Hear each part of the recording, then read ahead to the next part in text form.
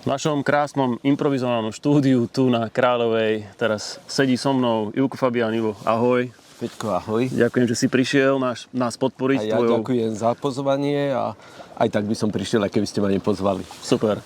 No, si tu nielen kvôli tomu, že tu máš veľa kamarátov, ale ako zástupca sponzora jedného sektora tu na Kráľová Carb Cup. Ďakujeme veľmi pekne za túto podporu. Radi vás podporíme. Vždy, ak to bude treba. Čo máš nového? No ja ako osobne mám nejaké jesenné preteky za sebou v Prívlači, mám za sebou majstrovstvá Slovenska v Kapraríne. Sledoval som. Takže z rybariny asi toľko a z osobného života. Dcéra mi spromovala, tak som šťastný. Gratulujeme, pozdravujeme dcéru. 4 vnúčatá, takže radosť. Nenudíš sa, predpokladám. Nie, žiadna nuda. Takže úplne super. Dobre, premostíme teraz troška do tej profesnej témy. Starbites, novinky, top produkty. Čo sa týka Starbitesu, tak máme tam nového brand manažéra pre Starbites a tá jeho robota v tomto roku evidentne je vidieť. Vo Francúzsku je momentálne veľký boom preteky, ale preteky podľa FIPSu, to znamená z brehu. Takže ten vývoj je zameraný hodne týmto smerom.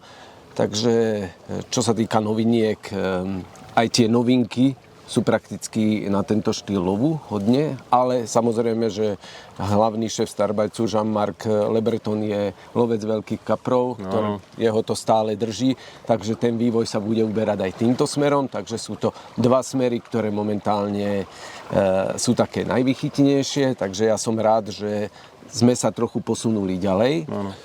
Takže Jean-Marc pripravil na tento rok jednu skvelú novinku, to je Crazy Fruit.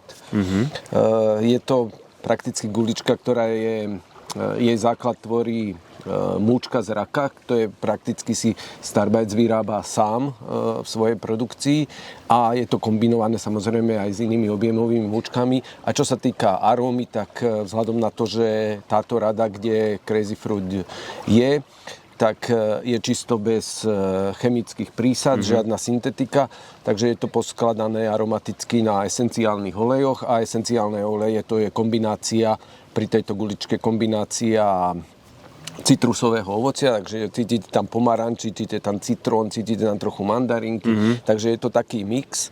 No a čo sa týka chuti, tak je to viacej do slana ako do sladka, ale aj tie cukry tam cítite a je to pikantná gulička, takže bude to niečo fakt ako niečo nové, čo Starbites taký typ guličky nemal ešte a ja osobne sa veľmi teším a môžem povedať, že po dlhom čase cítim v tejto guličke fakt nejaký nový potenciál, nejaký nový duch, novú sílu tej značky, takže uvidíme, čo to spraví. To ešte nie je ale na pultoch predajní, to ešte iba príde teraz do predaja. To teraz príde, to je prakticky novinka, je to možno otázka mesiaca asi, že to bude. No a ako som už spomínal, že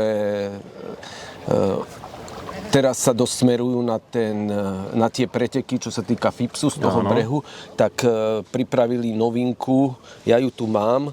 Ukáž nám ju teda. Je to Boilies de Solve.